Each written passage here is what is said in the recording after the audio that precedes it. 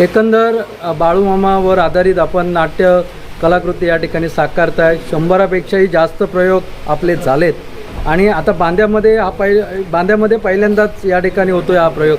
काय सांगाल या नाट्य कलाकृतीबद्दल आणि कशा पद्धतीचा तुमचा प्रवास राहिला आहे? उपस्थित सर्व दशकृषीतील आदरणीय व्यक्तिमत्व यांना आदरपूर्वक वंदन करतो.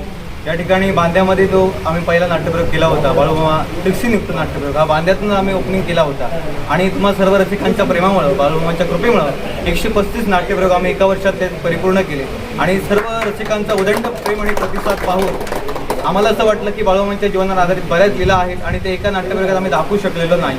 त्या बऱ्याच लीला दुसऱ्या भागातून दाखवाव्या या उद्देशानं आम्ही दुसरा नाट्यप्रयोग 10 जुलै गुरुपौर्णिमेचं औचित्य साधून आनंदी मंगल कार्यालय कट्टा कॉर्नर बांदा इथे सायंकाळी 7:30 वाजता आम्ही सादर करणार आहोत. हा नाट्यप्रयोग सादर करण्यामागेचा उद्देश एवढाच आहे की टिक्सीनियुक्त नाट्यप्रयोग सर्वच रसिकांना आयोजित करता येत नाही, कारण पुरेशी जागा नसते. काही ठिकाणी मंडळ लहान असतात, आर्थिक स्वरूपांची देखील तेवढी ताकद नसते. मग त्यावेळी अशा भक्त मंडळींना बाळूमामा नाट्यप्रयोग करण्याची इच्छा असून सुद्धा तो करता आला नाही. हा जो नाट्यप्रयोग आम्ही आणलेला आहे भाग 2, हा मिनी टिक्सीनियुक्त आहे. म्हणजे कुठल्याही लहान जागेत, लहान मंदिरात स्टेजशिवाय सुद्धा नाट्यप्रयोग आपण सादर करू शकतो. म्हणजे कमी खर्चात कुठल्याही बाळूमामा भक्तांना ज्यांना वाटतं जसेल की आपल्याला नाट्यप्रयोग पाहायचा आहे बाळूमामा, ते सर्वजण नाट्यप्रयोगाचा आनंद घेऊ शकतात. आणि याच उद्देशानं हा सुंदर असा नाट्यप्रयोग 10 जुलैला आनंदी मंगल कार्यालय बांदा कट्टा कॉर्नर इथे आम्ही घेऊन येत आहोत. तरी सर्व रसिकांनी या नाट्यप्रयोगाचा आनंद घ्यावा आणि आम्हा सर्व रसिकांना जसं तुम्ही प्रेम, आशीर्वाद, प्रोत्साहन दिलात तसे यापुढेही द्यावे असे तुम्हाला सर्व आदरणीय व्यक्तिमत्वांवर मी विनंती करतो